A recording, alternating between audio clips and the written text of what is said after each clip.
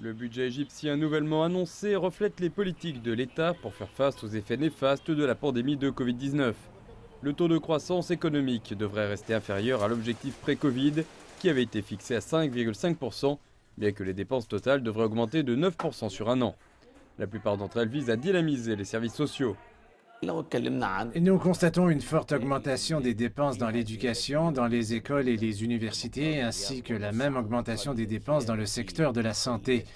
Cela va de pair avec l'engagement pris par le président Al-Sisi lors de son deuxième mandat de réviser et d'améliorer les services de santé et d'éducation dans le pays, dans le but d'améliorer la qualité de vie des Égyptiens.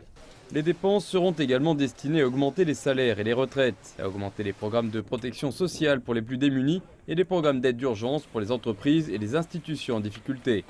Si le gouvernement n'envisage pas de hausse d'impôts au cours de l'année de l'exercice 2021-2022, il s'attend à ce que les revenus augmentent de 13%, cela malgré la baisse significative des sources de revenus importantes, telles que celles liées au tourisme et aux exportations, qui ont été très affectées par la pandémie.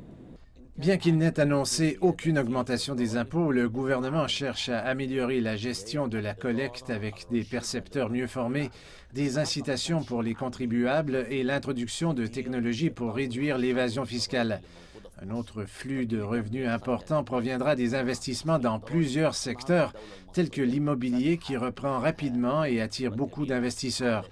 Nous avons de nombreux mégaprojets. Nous prévoyons la construction de nouvelles villes, de routes, de zones industrielles, attirant des investissements dans de multiples industries, y compris pour des projets d'énergie renouvelable et la transformation numérique. Les chiffres montrent l'espoir d'une reprise l'année prochaine après la crise due à la pandémie, avec un excédent budgétaire qui pourrait doubler, faisant baisser le déficit de 1,2% du PIB.